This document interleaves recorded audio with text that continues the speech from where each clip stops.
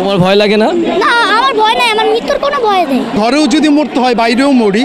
TV বা পুলিশের আর্মিদের কাছে বলবো যে গুলি কর, আমাকে গুলি কর। বাবা, আজকে যে তুমি এই আন্দোলনে এসেছো, কেন এসেছো? আমি আন্দোলনে বিচার পেতে আসছি। কার বিচার চেতে? যারা অকারণে শহীদ হয়েছে, অকারণে শহীদ হয়েছে যারা।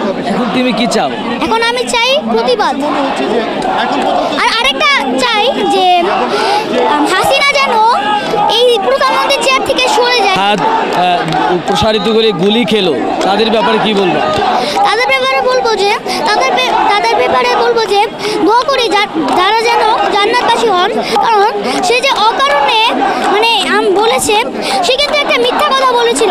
প্রথমে বলেছিল যে রাজাকারের বাচ্চারা কোটা পাবে না, মুক্তিযোদ্ধারা পাবে। আর আবার পরে বলছে যে আমি কি তাদেরকে রাজাকার বলেছি? তাদের নিজেই রাজাকার বলছে। তাহলে সে কেন বলল মিথ্যা কথাটা?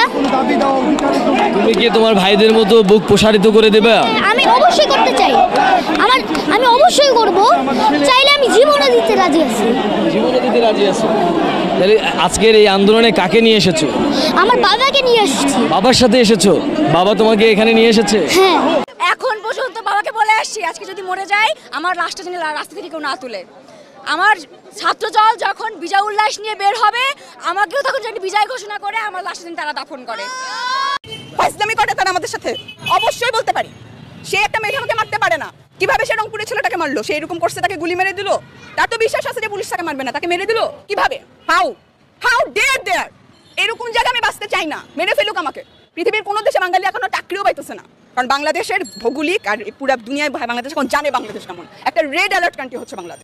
কথায় কথায় বাংলা চাই, বাংলা কি তোর বাংলা চাই, কথায় কথায় বাংলা চাই, বাংলা কি তোর বাংলা চাই। চেয়েছিলাম অধিকার, হয়ে গেলাম রাজাকার। চেয়েছিলাম অধিকার, হয়ে গেলাম রাজাকার। আমরা স্বায়ত্তশাসিত প্রতিষ্ঠানের স্টুডেন্ট, সরকার এখানে নাক গলাইতেই পারে না। They have no right. আপনাকে মাঠে নামাইয়েন না, শান্ত হিংস্র বাঘিনী বাঘকে মাঠে নামাইয়েন না। এগুলো তো যুবক। আমরা তো অযৌক্তিক কোনো দাবি নিয়ে এখানে আসিনি। আমরা বলি না কোটা বাতিল করেন, আমরা বলছি সংস্কার করেন। আমরা মেরে বের হবো, লাশ হয়ে বের হবো ওখান থেকে। আমরা লাশ হয়ে বের